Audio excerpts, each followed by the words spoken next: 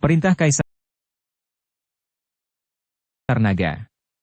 Audiobook, novel silat. Episode 413. Mereka tidak mengerti kenapa Zeke, yang baru saja menyelam ke dasar laut sejenak, lalu meminta mereka untuk mundur. Sebenarnya apa yang dia lihat? Tepat ketika para pembudidaya iblis bingung, tiba-tiba terdengar keributan.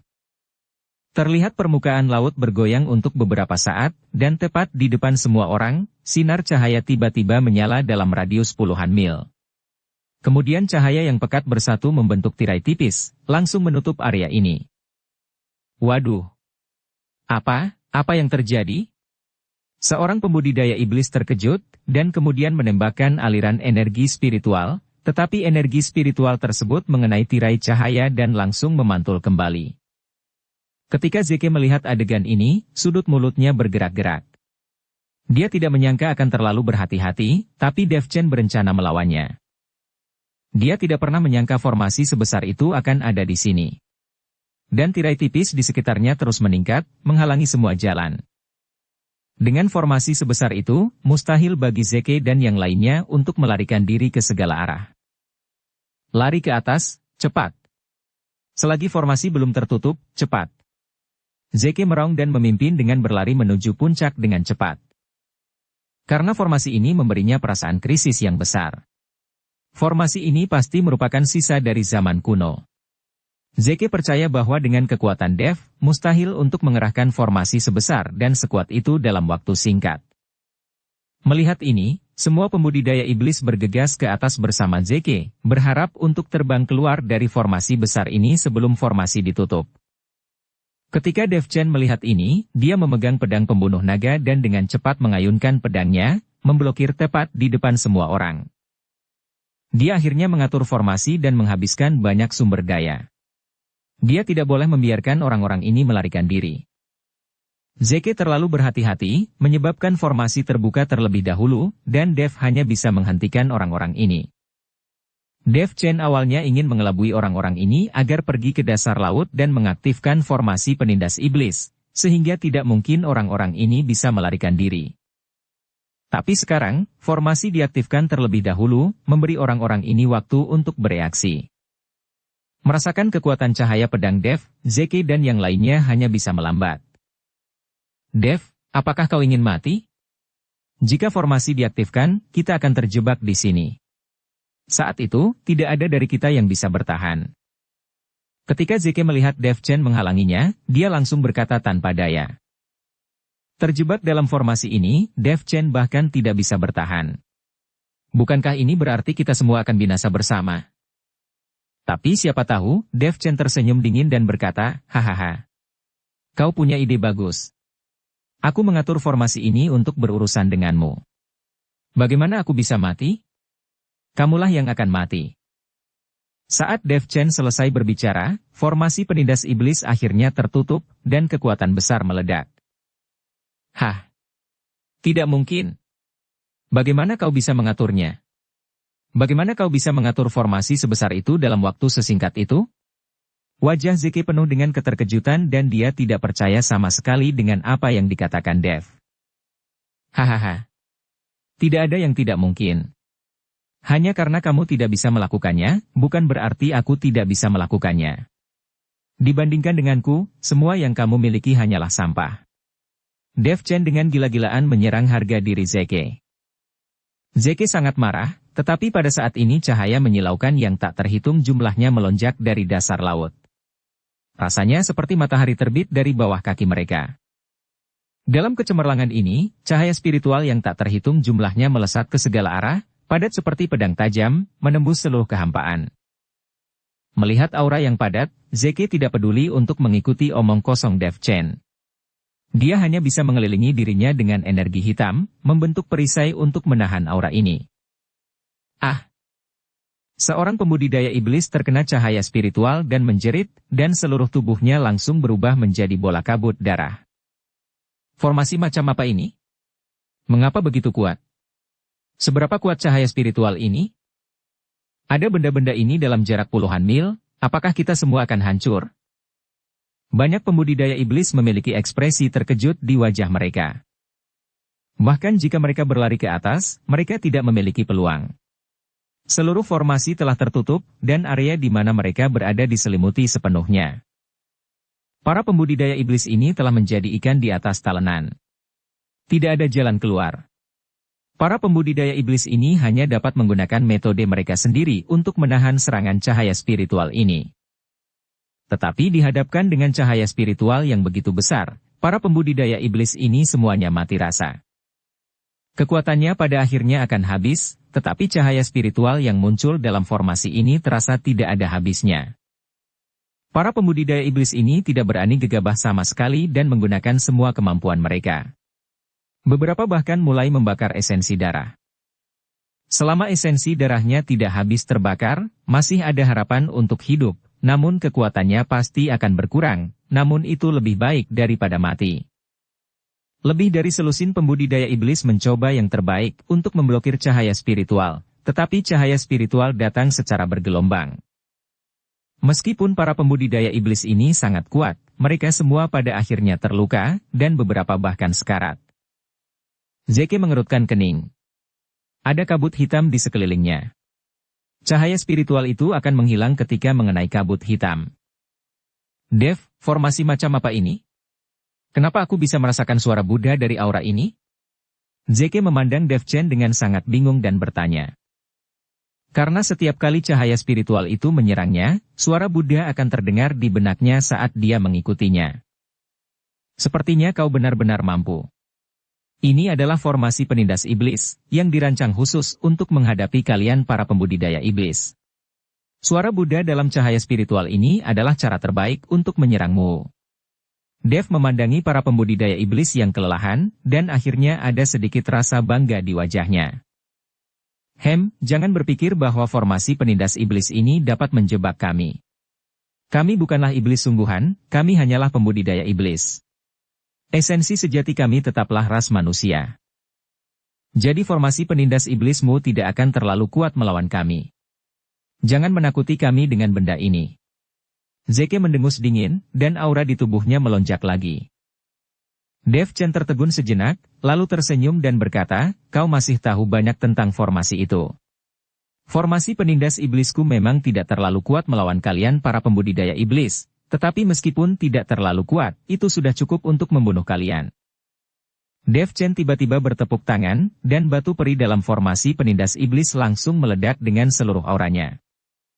Auranya luar biasa dan kecepatannya jauh lebih cepat.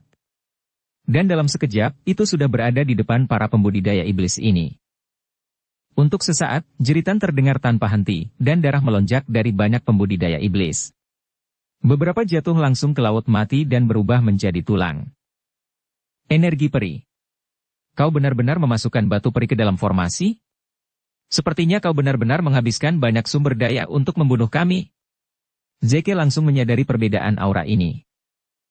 Dev Chen memandang Zeke dan harus mengagumi pria ini, dia tahu banyak. Dia harus dibunuh hari ini, kalau tidak dia akan menjadi masalah serius di masa depan. Orang ini seperti plester kulit anjing yang melekat di pantatnya, sungguh menyebalkan. Tuan Ning, tolong bantu kami tidak dapat bertahan lebih lama lagi, lontong, tolong. Melihat ini, biksu berbaju hijau dan lainnya tidak punya pilihan selain meminta bantuan Zeke. Jika ini terus berlanjut, mereka semua mungkin mati di sini. Zeke mengangguk dan langsung memadatkan untayan energi hitam yang tak terhitung jumlahnya, yang kemudian bertabrakan dengan cahaya spiritual itu. Energi hitam bertabrakan dengan cahaya spiritual, menghasilkan suara yang memekakkan telinga, dan seluruh permukaan laut melonjak di tengah suara tersebut. Energi hitam ini semuanya adalah energi iblis murni, itulah mengapa ia meledak dengan kekuatan yang begitu besar. Zeke sebenarnya ingin melawan formasi penindas iblis sebesar itu sendirian. Melihat pemandangan ini, Dev Chen hanya bisa mengerutkan kening, dan kelegaan di wajahnya menghilang. Zeke, ayo kita akhiri hari ini. Dev Chen mengambil pedang pembunuh naga dan bergegas menuju Zeke dalam sekejap. Dia tidak bisa membiarkan Zeke memblokir formasi penindas iblis.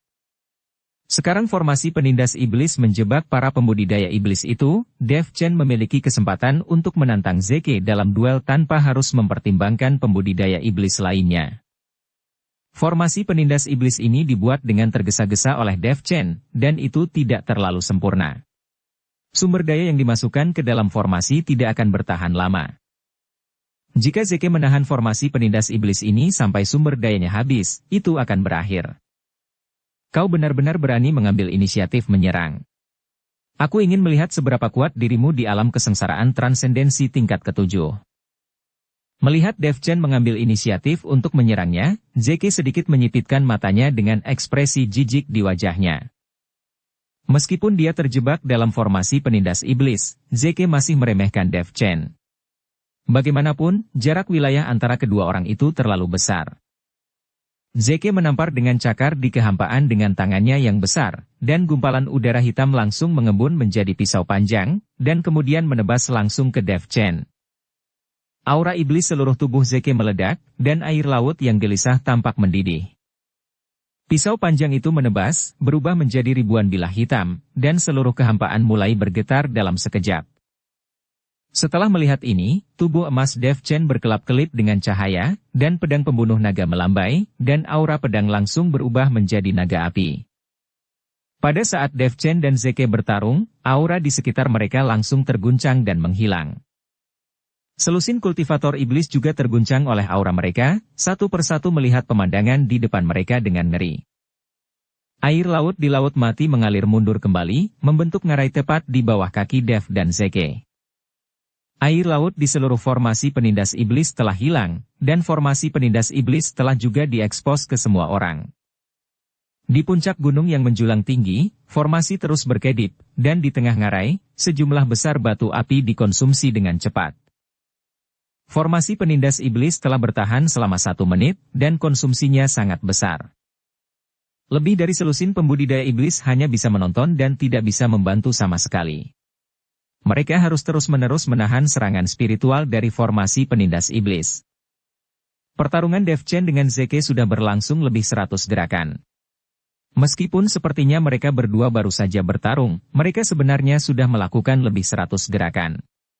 Setiap kali mereka menyentuh, kehampaan itu bergetar, membuat para kultivator iblis itu sangat tidak nyaman satu persatu. Sudut mata Zeke sedikit berkedut. Kali ini mereka bermain melawan satu sama lain, mereka mungkin tahu detail kekuatan satu sama lain. Dev Chen, kau adalah putra surga yang sombong dari dunia sekuler. Saya tidak menyangka bahwa ketika Anda tiba di dunia surga dan manusia, Anda akan tetap seperti ini. Berada di alam kesengsaraan transendensi tingkat 7, tetapi Anda bisa mengimbangi saya, di alam Mahayana tingkat 2. Tetapi bahkan jika kau mengimbangi hari ini, aku pasti akan membunuhmu. Saya tidak akan pernah melewatkan kesempatan ini. Setelah Zeke selesai berbicara, aura hitam di tubuhnya mengembun menjadi monster, dan hendak menggigit Dev Chen dengan satu gigitan. Pedang pembunuh naga di tangan Dev Chen memanfaatkan situasi tersebut, dan pedang itu langsung membelah monster itu menjadi 2. Tapi apa yang tidak diharapkan Dev Chen adalah, meskipun itu dipotong menjadi 2, itu tidak berhenti sama sekali, tetapi langsung berubah menjadi 2 monster dan menyerang. Boom! 2R. Tubuh Dev Chen dipukul keras oleh 2 monster, menyebabkan Dev Chen mundur terus-menerus, dan tubuh emas yang tidak bisa dihancurkan juga mulai retak. Ketika Dev Chen melihat ini, kristal naga di depan dadanya mulai berkedip, dan naga api perlahan muncul di belakang tubuh Dev. Dev Chen tahu bahwa naga api yang diubah oleh energi pedang saja tidak dapat menghadapi Zeke. Naga api meraung dan bertarung melawan monster hitam dan berubah. Tapi setiap kali monster itu digigit naga api, monster itu akan terus terbelah dan menjadi lebih banyak monster. Segera naga api dikelilingi oleh sekelompok monster, dan secara bertahap jatuh melawan arah angin. Setelah melihat ini, Dev Chen tidak bisa menahan diri untuk tidak mengerutkan kening. Dia tidak mengerti metode iblis seperti apa yang digunakan Zeke. Jika ini terus berlanjut, mungkin seluruh formasi akan penuh dengan monster hitam. Senior, bagaimana ini? Apa yang terjadi? Bagaimana setelah binatang iblis orang itu terpotong, tapi bisa berubah dengan energi iblis terus? Dev Chen sedikit terdiam, dan bertanya pada Raja Iblis Awan Merah. Dia tidak bisa membiarkan Zeke memblokir formasi penindas iblis. Tidakkah kau melihat bahwa dia memegang kuali tungku di tangannya? Dalam kuali tungku miliknya, energi iblis terus-menerus memancar. Diperkirakan itu adalah senjata ajaib penyerap. Aura api pamungkas yang Anda mulai meletus, diserap oleh kuali tungku, dan kemudian disimpan, dan dapat dilepaskan untuk digunakan pada suatu saat nanti. Alasan mengapa monster-monster itu dapat terus membelah diri sepenuhnya karena pelepasan energi iblis secara konstan di kuali tungku.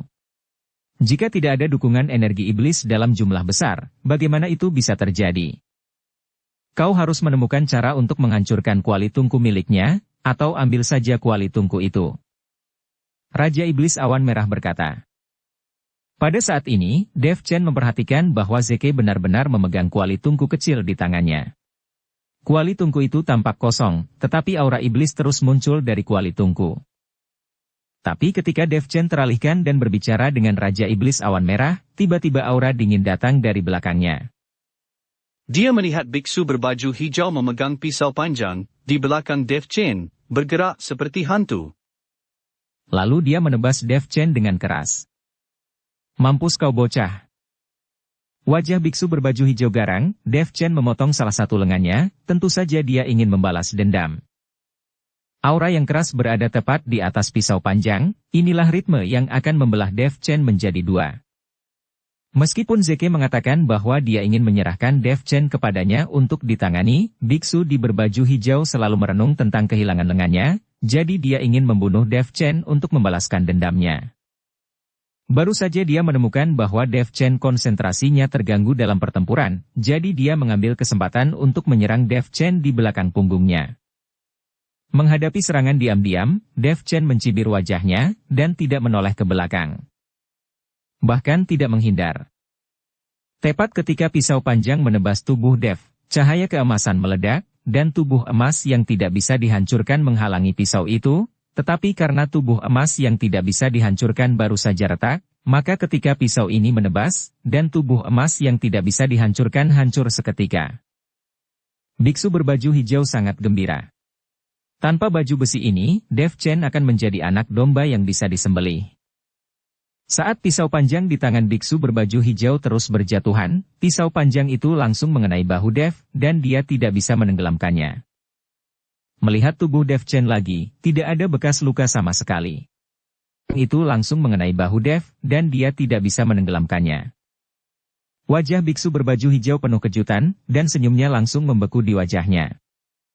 Dia mengira dia dapat melukai Dev Chen jika tubuh emas yang tidak bisa dihancurkan Dev dihancurkan, tetapi siapa yang tahu bahwa tubuh Dev Chen sangat kuat. Hanya kau sampah kecil, bahkan jika aku tidak menggunakan baju besi harta karun untuk melindungi tubuhku, kau tidak bisa menyakitiku. Dev Chen menoleh dan tersenyum menghina.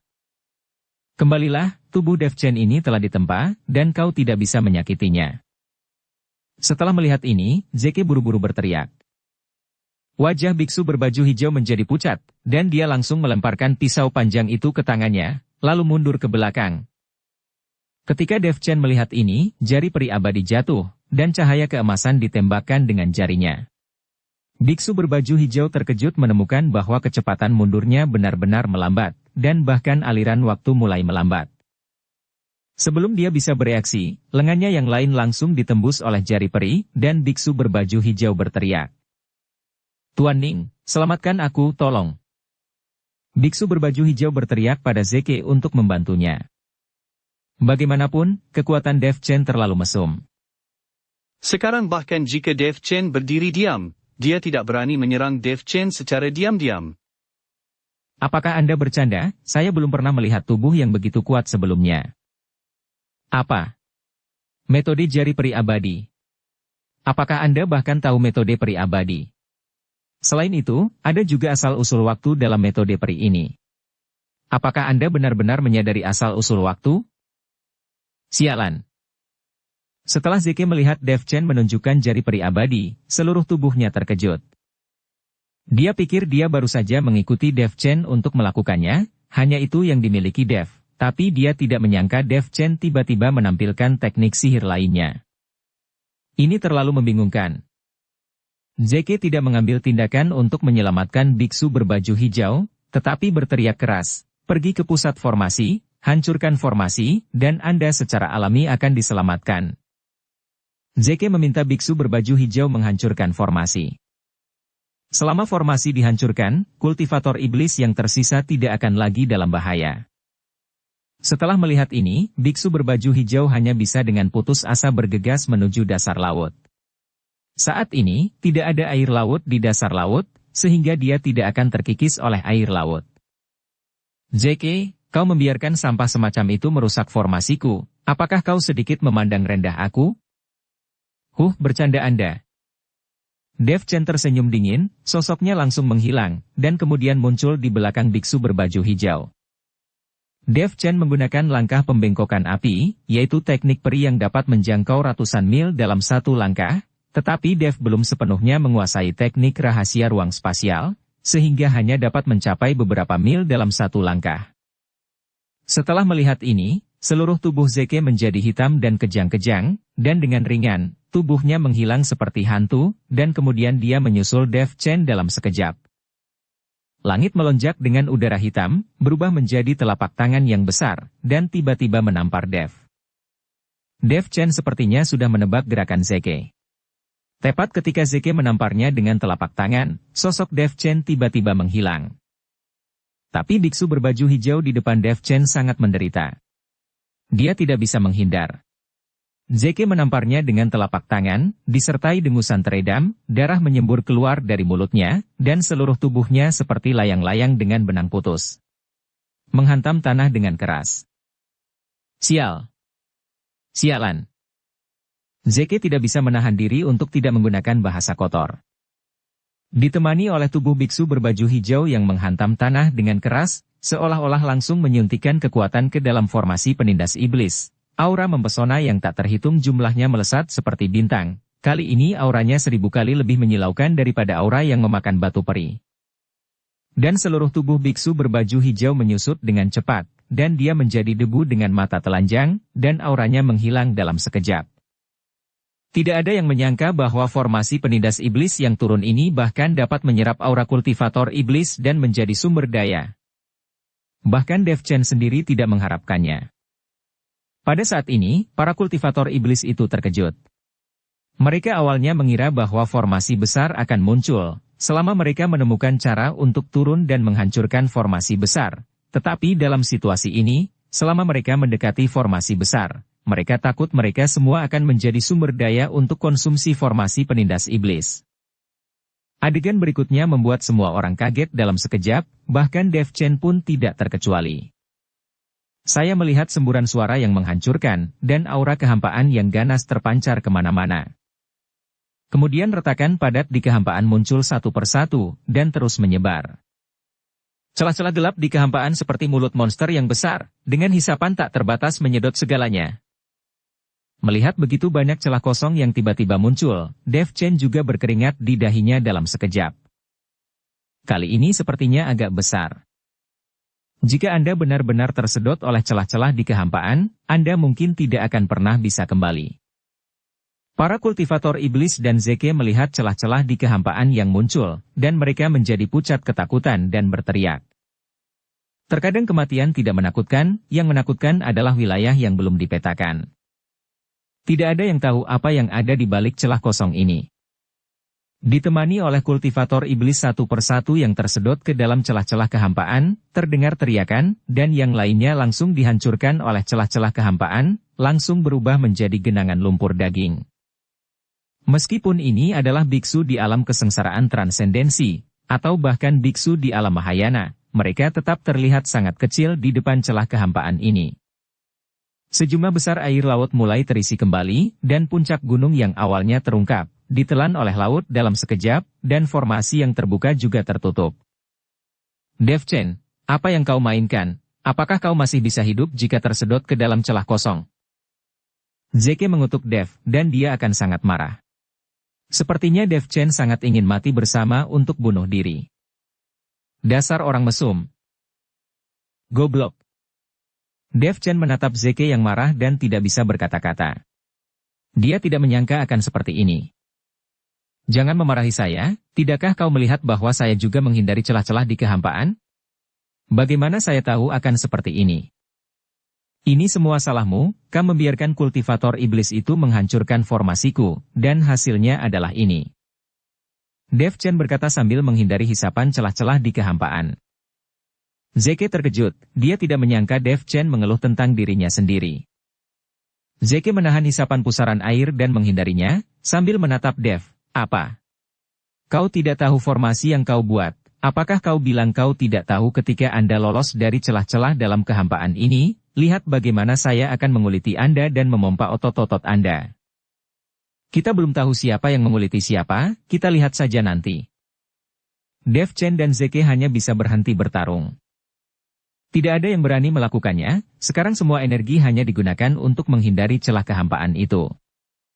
Untungnya, Dev Chen dan Zeke mampu menghindari celah kehampaan itu dan tidak tersedot. Tetapi para pembudidaya iblis itu sangat sengsara, mereka menjerit dan tersedot ke dalam celah kehampaan satu persatu. Mereka tidak tahu apakah mereka dicekik atau dikirim langsung ke dunia lain. Dev Chen dan Zeke mati-matian menghindari celah di kehampaan, dan perlahan-lahan retakan di kehampaan semakin sedikit. Pada akhirnya, retakan di kehampaan benar-benar menghilang, seluruh formasi penindas iblis berhenti beroperasi, dan semua sumber daya habis. Zeke mengertakkan giginya saat ini, menatap Dev Chen dengan tajam, dan kemudian bergegas menuju Dev Chen dengan langkah cepat. Sambil bergegas menuju Dev, Zeke mengangkat tangannya dan menembakkan energi hitam yang memenuhi langit. Ketika Dev Chen melihat ini, dia menembakkan bola api, yang bertabrakan dengan energi hitam Zeke. Dev Chen tidak mengelak, dia berencana mengikuti Zeke dalam pertarungan langsung. Tanpa ancaman dari pembudidaya iblis lainnya, Dev Chen tidak takut pada Zeke. Terlebih lagi, dia masih memiliki banyak cara yang belum dia gunakan. Busur Raja Dewa, cambuk ajaib, dan bahkan tubuh dao api sejati miliknya, ini semua adalah metode Dev Chen.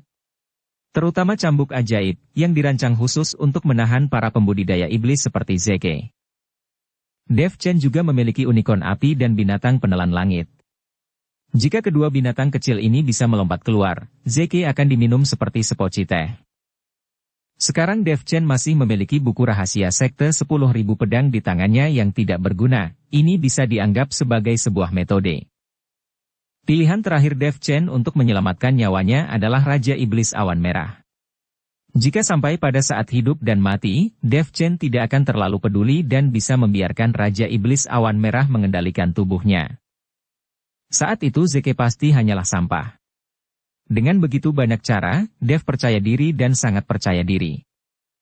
Ketika Dev Chen menembakkan aura api, dia juga bergegas menuju Zeke. Ketika Zeke melihat ini, dia tersenyum dingin. Wah!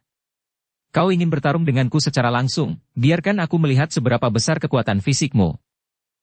Zeke tahu bahwa tubuh Dev Chen terlalu mesum dan sangat kuat, tetapi dia tidak takut. Bagaimanapun, ada kesenjangan yang begitu besar di antara alam mereka. Dia ingin mengikuti Dev Chen dan mencobanya langsung.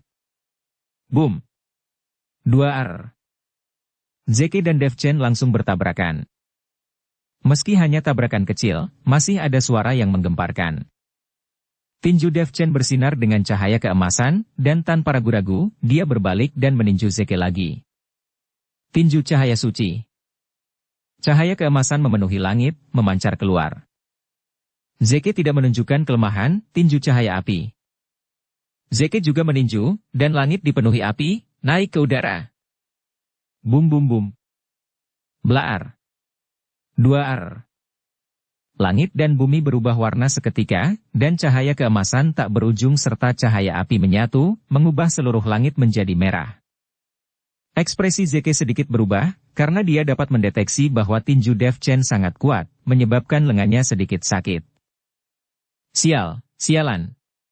Tinju anak ini sangat keras. Zeke meninju dengan seluruh kekuatannya, merasa sedikit panik di dalam hatinya. Dia benar-benar tidak menyangka bahwa dengan kesenjangan alam yang begitu besar, Dev Chen akan menjadi begitu kuat dalam pertarungan jarak dekat, terutama tinju cahaya suci, yang sedikit berlebihan di setiap pukulannya. Dalam sekejap, kedua orang itu bertukar ratusan pukulan, dan Zeke menjadi semakin ketakutan. Dev Chen, sebaliknya, menjadi semakin bersemangat saat dia bertarung, dan semangat juangnya tinggi. Zeke mulai sedikit tersentak karena dia merasa lengannya tidak dapat lagi menopang. Dia tidak mengerti, bagaimana Dev Chen bisa begitu kuat hanya dengan menggunakan kekuatan tubuhnya? Zeke tidak tahu sama sekali bahwa tinju cahaya suci milik Dev Chen adalah keterampilan para dewa. Semakin kuat kekuatan tubuhnya, semakin kuat tinju cahaya suci itu. Bang! Boom! Pukulan lain saling mengenai, dan tinju Zeke tiba-tiba mengeluarkan suara yang tajam. Seluruh tulang tinju hancur, dan sejumlah besar darah muncrat. Tapi Dev Chen masih utuh dan tidak terlihat terluka sama sekali. Sialan! Tubuhnya terlalu mesum. Zeke mundur tanpa daya, melihat tinjunya dengan kemarahan di wajahnya. Jika dia mengetahui hal ini, dia tidak akan bertarung dengan Dev Chen dalam jarak dekat. Sekarang tangannya terluka, efektivitas tempurnya pasti akan berkurang. Zeke, apakah itu pertarungan jarak dekat atau pertarungan jarak jauh? Kau hanyalah sampah di depanku, hahaha. Dev Chen memandang Zeke yang terluka dan berkata sambil tersenyum tipis. Benarkah? Kalau begitu ayo kita coba. Zeke mengikuti Dev Chen dan menjauhkan diri. Dia memiliki kuali di tangannya dan dapat mengisi kembali auranya kapan saja. Dia tidak percaya bahwa dia tidak dapat membunuh Dev Chen. Zeke meraihnya dengan santai, dan udara hitam di langit langsung mengembun menjadi tombak, lalu menembak langsung ke arah Dev Chen. Tepat ketika tombak itu ditembakkan ke arah Dev Chen, tombak itu tiba-tiba meledak di udara. Kemudian panah pendek dan kuat yang tak terhitung jumlahnya meluncur ke arah Dev Chen seperti meteor di seluruh langit. Ternyata tombak itulah yang membuat Dev Chen bingung sejak awal. Dev Chen salah mengira itu hanya tombak dan tidak perlu mengelak sama sekali. Dev Chen memandangi anak panah yang tiba-tiba memenuhi langit, dan meraih buku rahasia dari sekte 10.000 pedang di tangannya.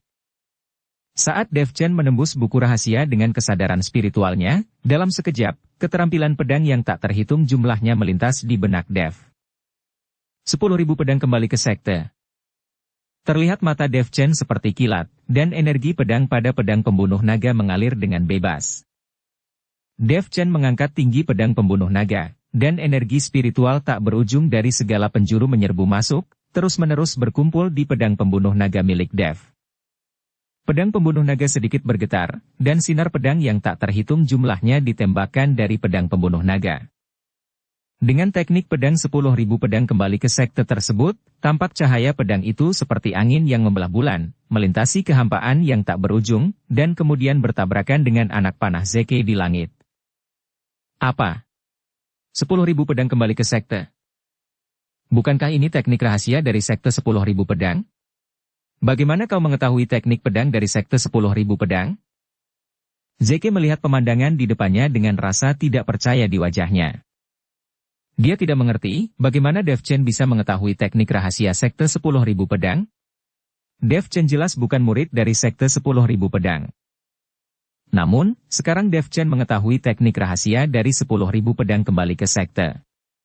Meskipun kekuatan yang ditampilkan masih kurang, Zeke terkejut dengan gerakan 10.000 pedang kembali ke sekte ini.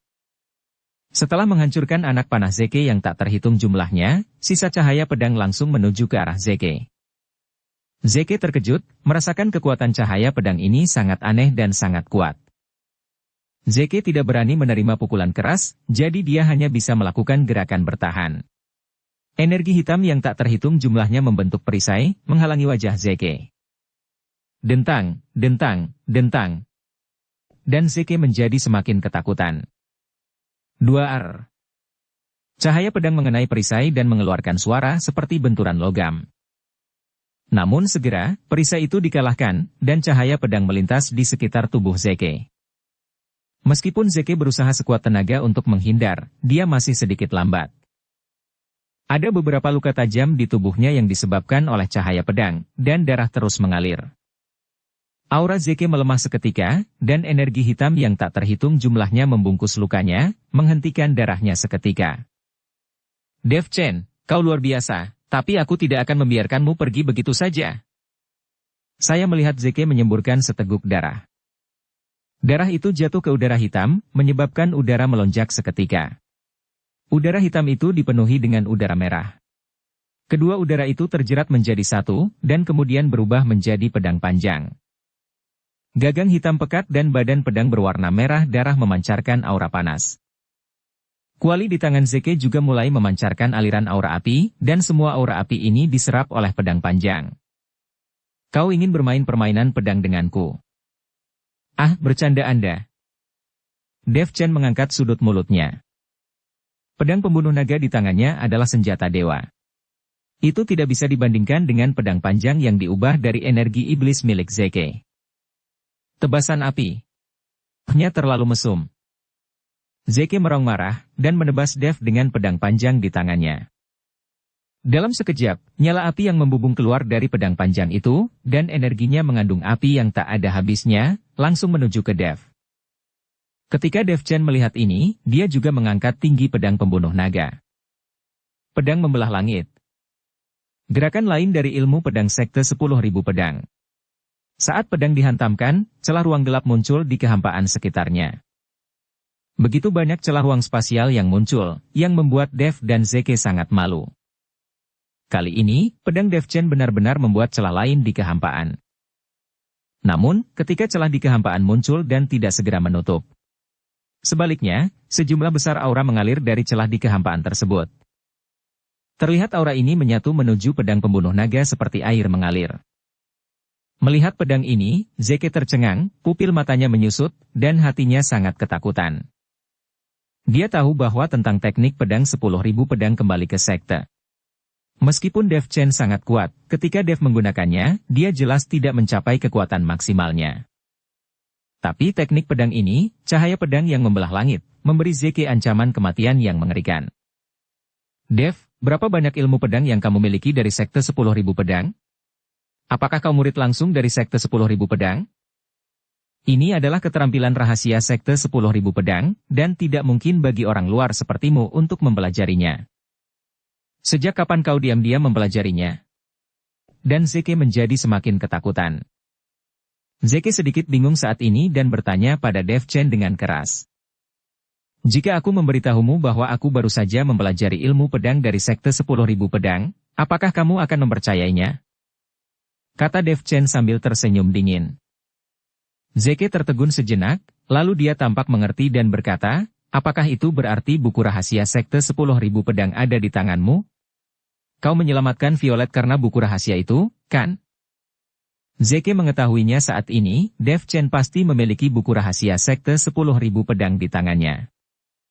Dev Chen sangat berbakat dan kesadaran spiritualnya dapat memindai buku rahasia, keterampilan pedang itu akan muncul di lautan kesadaran. Seseorang dapat mempelajari beberapa trik dengan meniru kucing dan harimau. Bukan tidak mungkin bagi orang seperti Dev Chen untuk langsung mempelajari keterampilan unik dari sekte 10.000 pedang. Tapi hanya saja kekuatannya tidak sebaik itu. Zeke percaya bahwa jika dia mendapatkan buku rahasia sekte 10.000 pedang, dia juga bisa mempelajari ilmu pedang di dalamnya secara instan. Sialan. Kentut, aku tidak sekotor yang kau kira. Buku rahasia ini diberikan kepadaku secara pribadi oleh Violet. Terima saja kematianmu, aku tidak punya waktu untuk bersikap sombong denganmu lagi. Setelah Dev Chen selesai berbicara, dia menebas pedang pembunuh naga di tangannya. Ketika Zeke melihat ini, dia tidak berani ragu sama sekali, dan benar-benar mengeluarkan kualinya. Dalam sekejap, kuali itu meledak, dan api yang tak berujung terbang ke seluruh langit. Dev Chen merasa patah hati saat melihat kuali yang bagus diledakkan oleh Zeke, dan dia ingin merebutnya. Tuan, selamatkan aku. Tolong Geg. Terlihat Zeke berteriak keras di tengah ledakan api. Tepat setelah Zeke selesai berteriak, sesosok tubuh samar-samar muncul dalam aura api yang tak ada habisnya. Sosok sang master sangat kabur sehingga dia bahkan tidak bisa membedakan apakah itu laki-laki atau perempuan. Saat sosok itu muncul, Dev Chen merasakan tekanan yang belum pernah terjadi sebelumnya. Dan sebuah telapak tangan besar menghantam Dev. Ketika Dev Chen melihat ini, dia mengerutkan kening, tetapi pedangnya juga menebas ke arah telapak tangan besar itu. Boom! 2 Melihat Dev Chen menebas dengan pedangnya, Zeke benar-benar ketakutan, tetapi pedang Dev Chen dengan lembut dibloker oleh telapak tangan besar itu. Hanya ada suara keras, dan cahaya pedang Dev Chen meledak berkeping-keping. Hanya dengan pukulan ini, Dev Chen bisa menemukan celah antara dirinya dan sosok itu. Jelas sekali, lawannya adalah bayangan, jadi tidak mungkin semua kekuatan meledak. Namun meski begitu, Dev Chen tidak memiliki kekuatan untuk menyerang di depan orang itu. Ketika Zeke melihat ini, dia sangat gembira. Melihat ekspresi Dev Chen yang menyusut, dia berteriak dengan keras, "Tuan, bunuh dia sekarang." Dev Chen memegang pedang pembunuh naga di tangannya dan mundur dengan cepat, wajahnya menjadi sangat jelek. "Senior, aku khawatir aku bisa modar, aku benar-benar membutuhkanmu untuk mengambil tindakan kali ini, kalau tidak aku akan tamat." Dev Chen hanya bisa meminta Raja Iblis Awan Merah untuk maju. Kalau tidak, dengan sedikit kemampuannya, dia akan ditampar sampai mati. "Hahaha, dasar bocah. Kau akhirnya memikirkannya. Jangan khawatir. Meski lelaki tua itu hanya bayangan yang diproyeksikan, aku masih bisa menyebabkan kerusakan serius pada tubuh aslinya." Raja Iblis Awan Merah tertawa dan langsung mengambil alih tubuh Dev. "Tuan, jangan ragu, bunuh dia." Zeke masih mendesaknya. Namun suara hantu itu bergetar saat ini dan berkata, "Diam bangsat, goblok, anak ini sebenarnya memiliki aura orang kuat di dalam dirinya, cepatlah lari." Hantu itu melambaikan tangannya, langsung melingkari Zeke, dan langsung menghilang ke dalam aura api yang tak ada habisnya. "Sialan. Kenapa kau lari? Aku belum menggerakkan ototku." Raja Iblis Awan Merah menjadi cemas dan mengumpat dengan keras. Dev Chen memandang Zeke yang telah melarikan diri, dan dia menghela nafas lega. Jika pertarungan terus berlanjut, kedua belah pihak pasti akan menderita kerugian. "Oke, biarkan dia lari. Kalau kau terus bertarung, bagaimana tubuhku bisa menahannya?" Dev Chen memelototi Raja Iblis Awan Merah. Orang ini hanya tahu cara bertarung dan bahkan tidak memikirkan apakah tubuh Dev Chen mampu menanggungnya. "Kau, cepat tingkatkan kekuatan fisikmu. Jika tidak, cepat temukan semua tulangku dan biarkan aku memulihkan tubuh fisikku. Aku tidak ingin tercekik di lautan kesadaranmu tanpa memiliki teman seorang pun," kata Raja Iblis Awan Merah. Dev Chen terdiam beberapa saat. Orang ini berada di lautan kesadarannya sendiri. Jiwa yang tersisa berani memasuki lautan kesadarannya sendiri. Setelah mendapatkan kembali kendali atas tubuhnya, Dev Chen mulai bergegas ke kota Zujia. Kota Zujia. Ini hanyalah kota kecil dengan hanya 10.000 penduduk, dan kotanya tidak terlalu kuat. Fidel Zhu, gubernur kota Zujia, hanya berada di alam kesengsaraan transendensi tingkat 9. Tetapi bahkan jika dia berada di alam kesengsaraan transendensi tingkat 9, dia masih dianggap sebagai master di wilayah timur. Kekuatan keseluruhan biksu di wilayah timur lebih lemah dibandingkan 4 wilayah lainnya. Jiwa yang tersisa berani memasuki lautan kesadarannya sendiri. Ini juga karena wilayah timur sangat luas dan berpenduduk jarang. Selain itu, wilayah timur dibatasi oleh Laut Hitam dan Laut Mati di kedua sisinya, jadi jika ada biksu dari wilayah timur ingin berkomunikasi dengan beberapa wilayah lain, selain menggunakan formasi teleportasi, mereka hanya dapat menggunakan perahu roh atau pesawat roh. Ini adalah metode transportasi yang membutuhkan koin roh atau sumber daya spiritual dalam jumlah besar, sehingga kekuatan para biksu di wilayah timur relatif rendah, dan kebanyakan dari mereka belum pernah bepergian ke tempat lain. Saat ini, di halaman terbesar di pusat kota Zujia, Fidel memandang Violet di depannya dengan air mata kebahagiaan. Dia mengira putrinya sudah mati, tetapi dia tidak menyangka putrinya akan muncul di hadapannya. "Putriku yang baik, aku telah mencarimu selama bertahun-tahun, dan akhirnya aku menemukanmu. Kau akhirnya pulang ke rumah, nak. Setelah sekte 10.000 pedang dihancurkan, tahukah kau betapa khawatirnya ayahmu terhadapmu? Tidak peduli kesulitan apapun yang kau hadapi di masa depan, ingatlah untuk pulang. Apapun yang terjadi, ayah akan menjadi pendukung kuatmu." Fidel menangis dengan sedihnya, matanya penuh sakit hati. Putrinya pasti menderita dan sangat menderita selama bertahun-tahun di luar. "Ayah, aku benar-benar tidak ingin menimbulkan masalah pada kota Zujia, jadi aku belum berani pulang. Aku tahu aku salah, dan aku tidak akan pernah membuat ayahku sedih lagi." Violet juga mulai menangis. Ketika Valentina melihat ini, matanya merah. Keluarga itu akhirnya bersatu kembali. Tuan, Harford dari kota Kijia ada di sini. Dia telah menerima kabar bahwa wanita kedua telah kembali. Saat ini, Paman Liu datang dan berkata, kesengsaraan transendensi tingkat 9. Begitu dia mendengar kedatangan Harford, alis Valentina berkerut erat, dengan ekspresi jijik di wajahnya. Fidel juga mengerutkan kening. Jika dia tidak dipaksa melakukan apapun, dia tidak akan mempermalukan putrinya. Ayah, Valentina akan menikah dengan Harford. Bukankah ini ibarat bunga yang menempel di kotoran sapi? Bersambung ke episode 414. Dukung kami dengan subscribe, follow, like, komen dan share. Terima kasih.